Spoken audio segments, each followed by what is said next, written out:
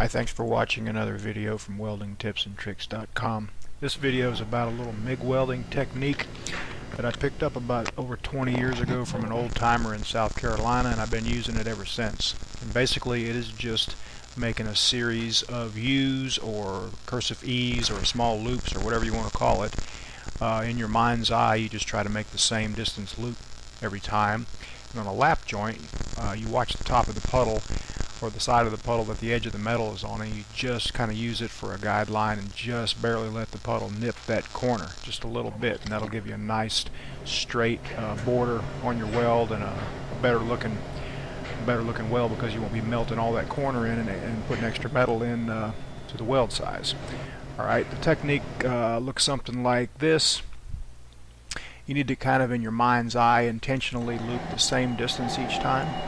Alright, that was left to right. I'm just going to, that was kind of pulling the puddle. This is going to be kind of pushing it a little bit. You can't see the puddle very well, but I just wanted to show you that there's not a lot of difference in the final result. Pushing, pulling, as long as you don't get carried away with the gun angle, and as long as your stick out's good and your heat's good, you can make either one work.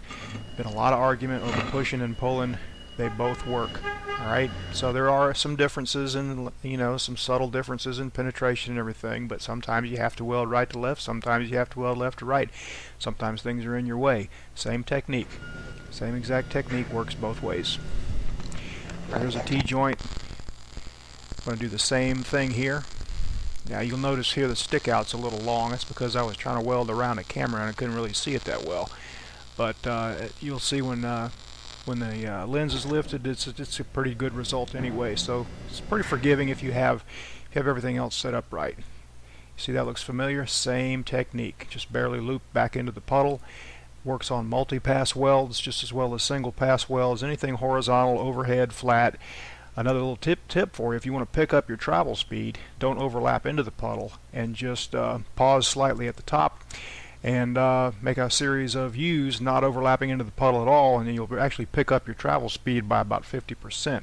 This particular part, sometimes I do about 20 of them, and they're about 1 inch steel welded a 1/4 inch tubing, 18 inches long by about 4 inches, and I got to weld them all the way around, and I'm looking for any way to get done I can. So that's a good tip for you. Thanks for watching. weldingtipsandtricks.com.